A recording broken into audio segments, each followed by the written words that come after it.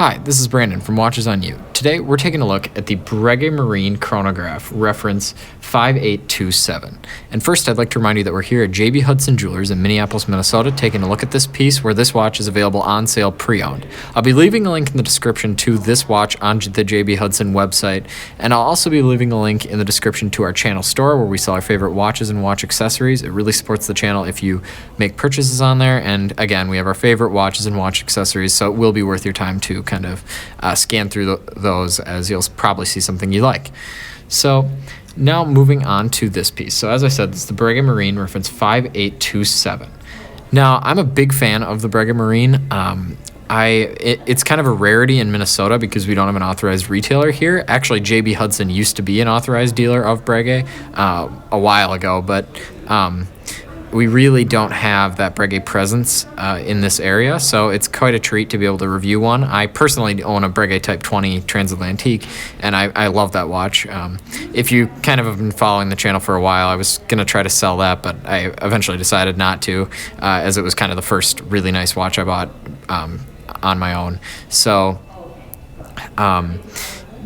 we'll get back to this watch now. So as I said, this is Breguet Marine Reference 5827. It's got a 42 millimeter case, and honestly, the 42 millimeters, it feels a lot bigger than that. It feels more like a 6 millimeter case, just because of that dial. It's got so many layers on it. It really does look bigger than that. Also, you have these really beefy lugs, and it definitely feels larger than that. And also, just given the sporty appearance, it does appear a little bit larger than that. So moving on to the features of this watch. So as I said, this is a chronograph, and it's not only a normal chronograph, it is a flyback chronograph. So to initiate that, you hit the top pusher here, and then to reset, now this is a flyback reset, so the second hand will actually keep going after I reset it. You do this, and to fully stop and fully reset, you top pusher, and then push the top pusher as I did, and then the bottom pusher, and it resets back to 0.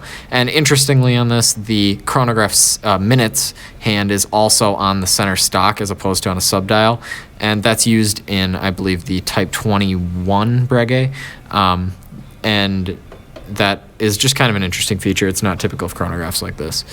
So now I'll move on to the movement. The movement in this piece is quite nicely finished. I will say it does have it does lack, I would say, some Geneva striping. That'd be one thing that I would definitely add on this piece. But all in all, I'm quite satisfied with it. I mean, it's a Breguet. What do you expect? It does have some Geneva striping. There are just some surfaces where you do not get that. So that's a kind of key detail that I would wish they'd included. Also, the bracelet and... not the bracelet, sorry, the clasp and the rubber band are quite unique for a white gold watch like this. Typically white gold is seen more in dress watches, but it's kind of interesting to see this.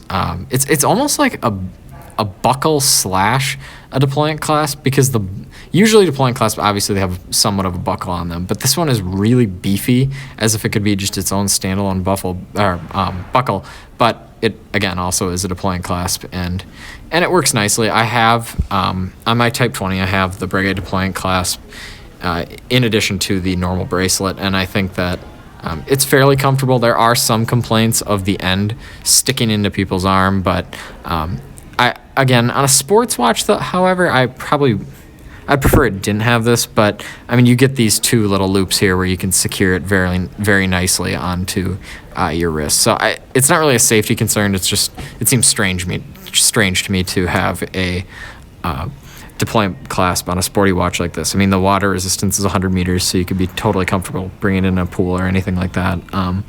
But again, that's just a small thing that I would change. So if you like this video, please remember to like, subscribe, and share. And if you do subscribe, be sure to hit that subscriber bell. Otherwise, you're not going to get the notifications about new videos on our channel. So again, thanks for watching this video, and remember to like, subscribe, and share. Thanks.